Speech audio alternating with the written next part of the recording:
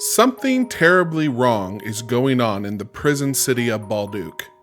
It's not surprising that a fortress turned prison would be hiding a few secrets, but as the story twisted and turned like the cryptic layers underneath the stone, I was left with far more questions than I had answers. I had to know what was going on. By the end of Chapter 7, I was nearly going mad trying to figure out what this curse was, and more importantly, why. I was desperate for answers. I wouldn't be satisfied until I knew everything. I relished the feeling of the unknown that this game is constantly feeding you. You are nearly always left guessing. There is a constant foreboding that drove me forward. Every layer of the story I peeled away gave me a few more answers, another way to traverse the town to explore a new part of the prison, and more mysteries to solve. Ys 9 kept me wanting to stay up just a bit later to put in a few more minutes of gameplay. My perspective in reviewing this latest title, starting the red-haired swordsman, is a bit different than most, because Ys 9 is my first Ys game, and let me tell you, it won't be my last. I'm looking at you, Lacrimosa of Dana. If you love RPGs, particularly JRPGs, be sure to subscribe to the channel for more reviews and click that notification bell so you don't miss a single video.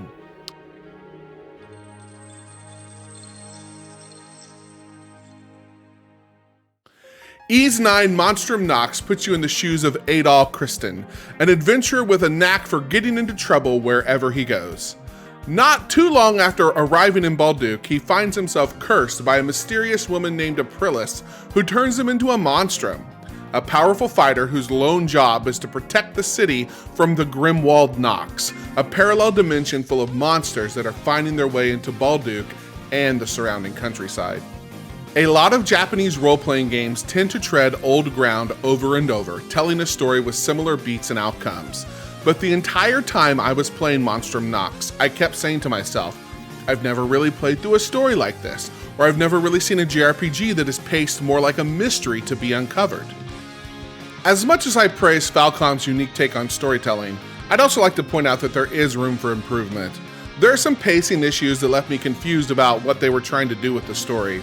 A lot of this happens early on when they're working towards building out the lore of the Monstrum Curse and introducing you to the first major plot twist, which I will not be spoiling.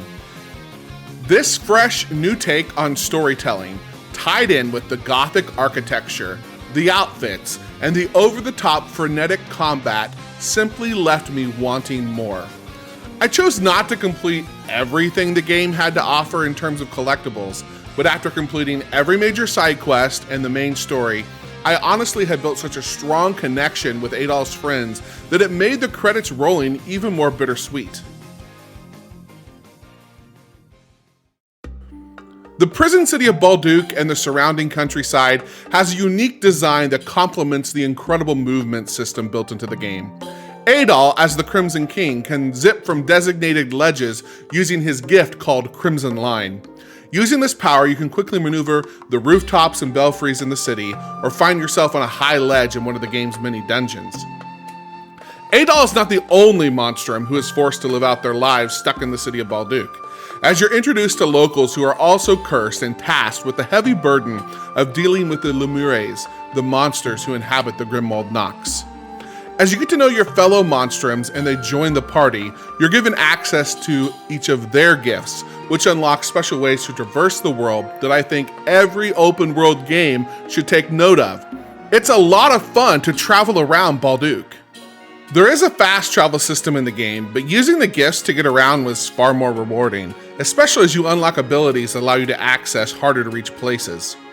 You quickly learn that Adol loves to treasure hunt, and Monstrum Nox gives you many collectibles and treasures scattered across the map to find at your leisure. Each treasure on your map is like a little puzzle, some incredibly easy, others very difficult to figure out exactly how to platform over to. The rewards also reflect that, giving you everything from healing and crafting items to permanent stat upgrades for your character. And if you're playing on anything past normal, you're going to need those upgrades. I want to pause here for a moment to say that I fully encourage you to play the game how you want. For example, my wife, Lady Level Up, loves to play games with an easy mode so she can focus on the story and explanation with some combat sprinkled in to change things up. However, if you play a lot of action RPGs and do not want Ys 9 to be too easy, you should probably start on hard mode.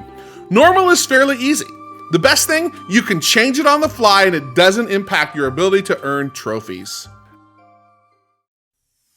As I mentioned previously, Ys 9 is my first time playing this series, so it's also the first time I've been able to enjoy the fantastic combat.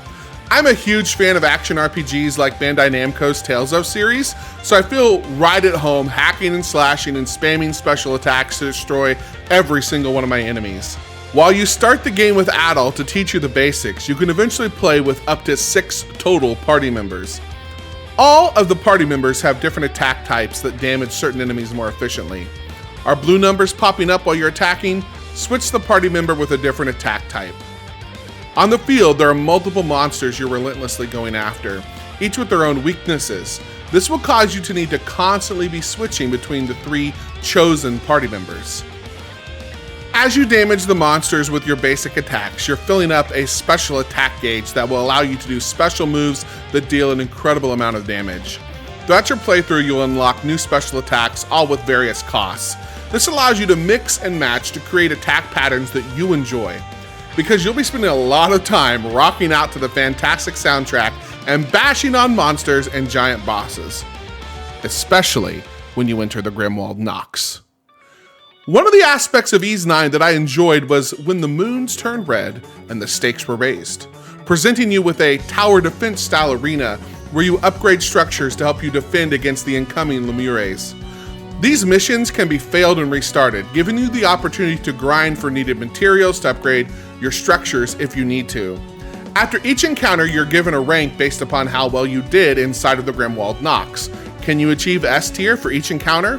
Probably, but only after practice and leveling up on the harder difficulties. The game also allows you to go back and access older Grimwald Nox encounters to increase your ranking and earn new rewards for achieving the higher ranks. I would have loved to see more depth here with more upgrade options and defensive structures. I also would have liked the Grimwald Nox to be more challenging and have a bit more depth. If Falcom wants to continue to explore this idea, I would strongly encourage it. Blow it out, make it something way bigger than what they're currently doing. The Ys series has always been known for incredible combat, and I now fully understand why. Personally, I'm looking forward to seeing how this series has evolved by eventually going back to titles like Memories of Celceta and The Lacrimosa of Dana. I really want to know how Adol has evolved as a character over the years, because he exemplifies a trait that I think is admirable. He makes a lasting positive impression on people wherever he goes. As you complete many of the game's side quests, you build great relationships with each of Adol's friends and learn a little bit more about your fellow Monstrums and the other support characters as you do life with them. These support characters and the citizens of Balduke itself provide all the opportunity you need to purchase new gear, upgrade that gear, and grow stronger with each passing battle inside of the Grimwald Nox. I think that Ys 9 is a great RPG for beginners and veterans alike. For beginners, you can put the game on easy or normal difficulty and just focus on buying the latest armor and equipping it to your favorite characters. You can go through the story, complete the side quests, and have a very fulfilling experience.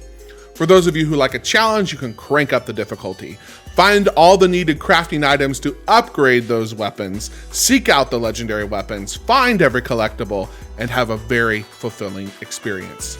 You can play and beat Ys 9 how you like to play games, and I think that's one of the best things about this title. What are your thoughts on Ys 9? Let me know down in the comments below. Should I go back and try Lacrimosa of Dana and the other titles on PS4? Let me know. Thank you so much for watching. Don't forget to like and subscribe, and we'll see you again next time.